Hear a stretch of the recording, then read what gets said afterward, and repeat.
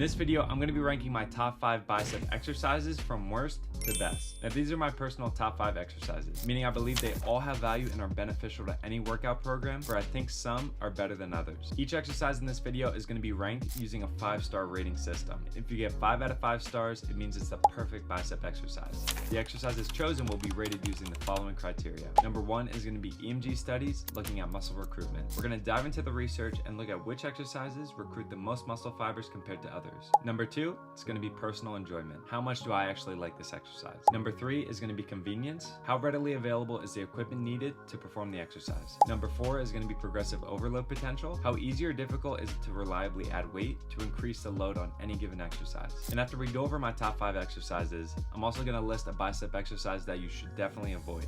So be sure to stick around to the end. And without wasting any more time, starting the list at number 5, it's going to be the easy bar with a wide grip curl, getting 2.5 stars out of 5. I do tend to perform this exercise quite often on my arm days. However, it does get the number 5 spot on this list, and I'll explain why. The main upside with easy bar wide grip curls is that the wide grip actually puts less strain on the wrist due to the angled grip of the easy bar. Now, this makes the exercise much more comfortable, and it can actually improve your grip strength while you're performing it. Another benefit with this exercise is that the angled grip allows a different range of motion than the straight barbell, and it can actually target the short head of the biceps. This exercise is super accessible and very easy to progressively overload. And most gyms have numerous easy bars that increase in increments of 10 pounds, so it's very easy to progress as needed. In a study by ACE in 2014, they tested several different bicep exercises using EMG studies to look at muscle activation. Upon the conclusion of their testing, easy bar wide grip curls came in the number 5 spot in terms of bicep activation. So I think it's only fitting that it also achieves this number 5 spot on this list. Next, let's jump to exercise number 4, which is going to be cable curls, getting 3 out of 5-star rating.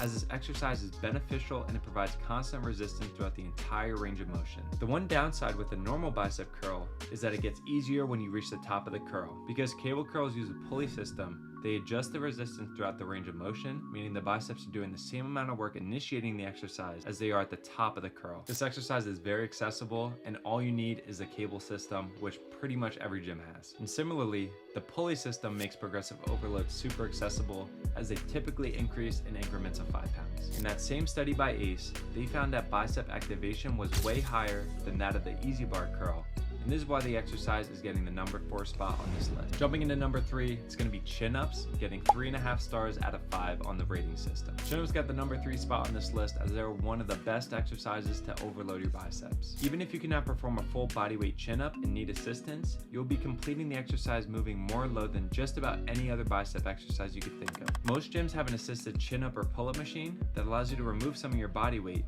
when performing the exercise. This allows you to progressively overload the biceps in a safe and effective manner. Now, the one downside with chin-ups is that if it's pretty easy for you to perform chin-ups, it's kind of hard to increase the weight. One way that you can increase the resistance is by holding a weight in between your legs, but it's pretty difficult to do, so you can also purchase a weight belt online and allows you to hold the weight as you're doing the chin-up. However, most people don't own a weight belt, and it can be a limiting factor for this exercise. For that reason, the chin-ups get the number 3 spot on this list. And in that ACE study, they found that chin-ups had the same activation as cable curls. However, with the benefits that I listed above, I think that cable curls take the edge. Jumping to exercise number 2, it's going to be Zottman curls, getting 4 out of 5-star rating. Zottman curls are a personal favorite of mine, but unfortunately, when looking at the research, I couldn't find any EMG studies looking at this exercise. So ultimately, I couldn't put it at the number 1 spot. Zottman curls target all 3 elbow flexors, which is something that gives it the edge over the other exercises in this list. Because you alternate from a supinated or palm up position to a neutral and then a pronated or palm down grip, you work the biceps, brachialis, and brachioradialis muscles respectively. Zottman curls require little equipment, and all you need are dumbbells. And most people aren't able to lift very heavy when doing this exercise, so most gyms should have the weight that you need. I would be very curious though to see an EMG study conducted on this exercise, because I do think we'll see more muscle activation than most of the other exercises listed. And before we jump into number 1, if you're enjoying the video so far, be sure to leave a like and subscribe for more fitness videos and content just like this. Now for the number 1 exercise on this list, it's going to be concentration curls, getting 4.5 stars out of 5. After viewing several studies comparing different bicep curls and their muscle activation,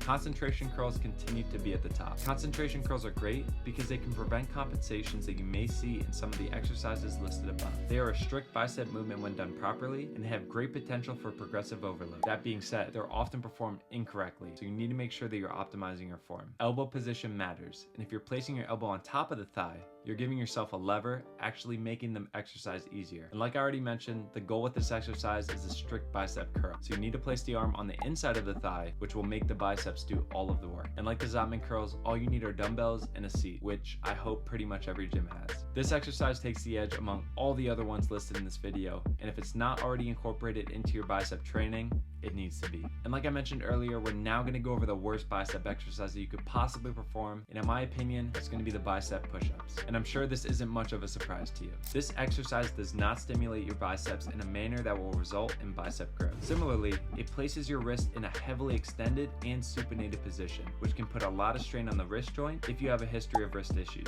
This exercise is still primarily working the pecs and the front deltoid, and it can still be an effective exercise for the chest. However, there are many other bicep exercises that you could possibly choose that are much safer and more effective. But at the end of the day, the best bicep exercise is going to be the one that you actually perform. But keep these exercises in mind and utilize this list to optimize your bicep training, and you're going to see a huge improvement in your bicep growth. But don't stop there. You can't have huge biceps and small forearms. So check out this video now where I go over the best science-based approach to getting bigger forearms.